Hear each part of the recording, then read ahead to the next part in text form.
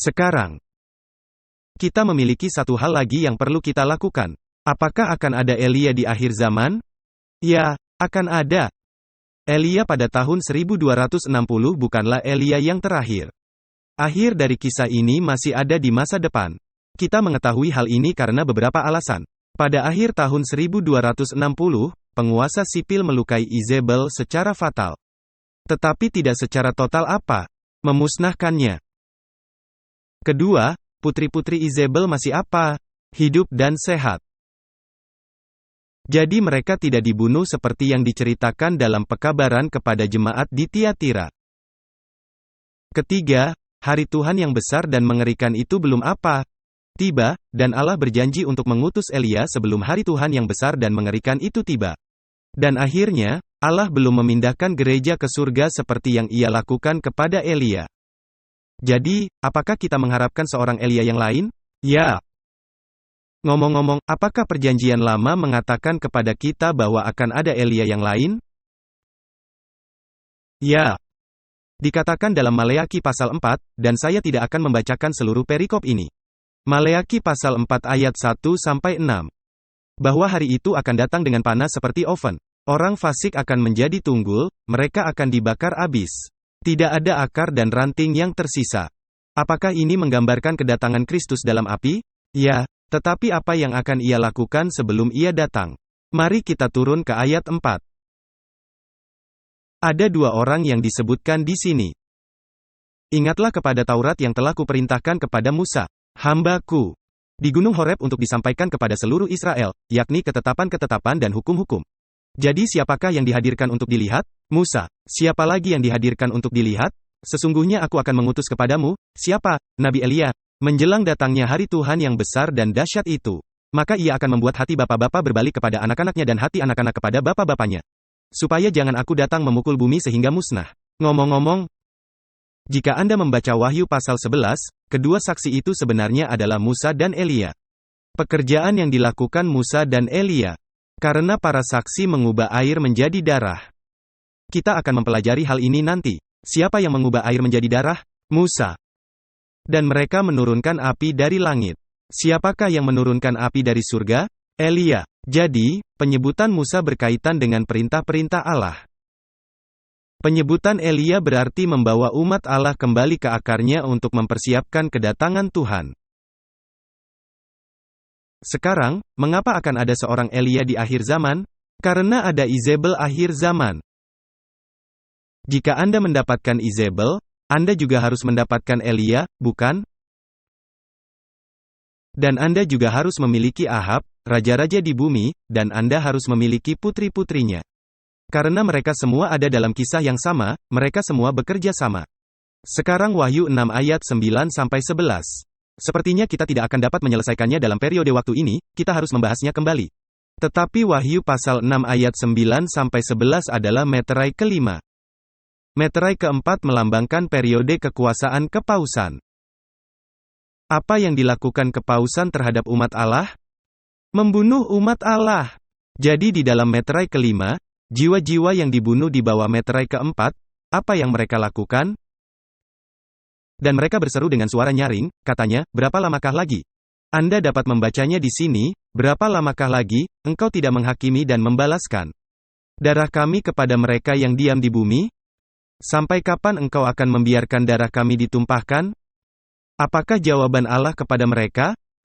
Perhatikan ayat 11. Dan kepada mereka masing-masing diberikan sehelai jubah putih. Dan kepada mereka dikatakan, bahwa mereka harus beristirahat sedikit waktu lagi. Jadi kelompok martir pertama, yang terbunuh selama 1260 tahun ini.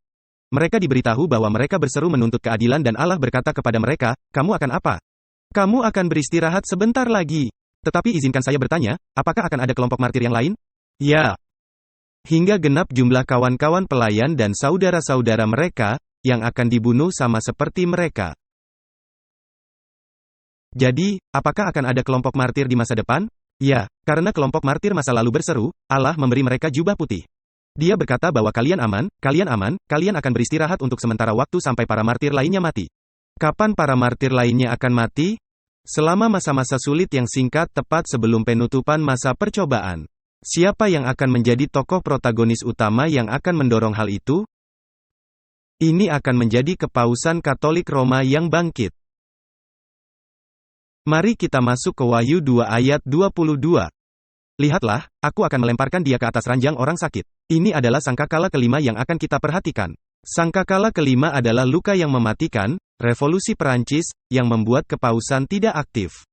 Maka dikatakan, lihatlah, aku akan melemparkan dia ke atas ranjang orang sakit, yaitu si pelacur, Izebel, yang telah bekerja selama 1260 tahun. Dan mereka yang berzina dan berzina dengannya, yaitu raja-raja di bumi. Ke dalam kesengsaraan besar, yaitu revolusi Perancis, kecuali mereka bertobat dari perbuatan mereka. Sekarang apa artinya melemparkan dia ke tempat tidur orang sakit? Perhatikan apa yang dikatakan oleh kamus yang sangat terkemuka, Leksikon Arndt dan Gingrich halaman 436. Menjelaskan bahwa ini berarti membaringkan seseorang di ranjang orang sakit, yaitu menyerang dia dengan penyakit. Wahyu 2 ayat 22, penyakit yang berkepanjangan seperti apa? Sebagai hukuman ilahi. Apakah kepausan dihukum secara ilahi? Sebaiknya Anda mempercayainya, tetapi apa yang dikatakan oleh Wahyu 13 ayat 3, luka yang mematikan itu akan apa? Sembuh. Maka tampaklah kepadaku satu dari kepala-kepalanya seperti kena luka yang membahayakan hidupnya, tetapi luka yang membahayakan hidupnya itu sembuh. Seluruh dunia heran, lalu mengikut, siapa binatang itu? Apakah Anda memperhatikan bahwa kisah Elia semakin meluas?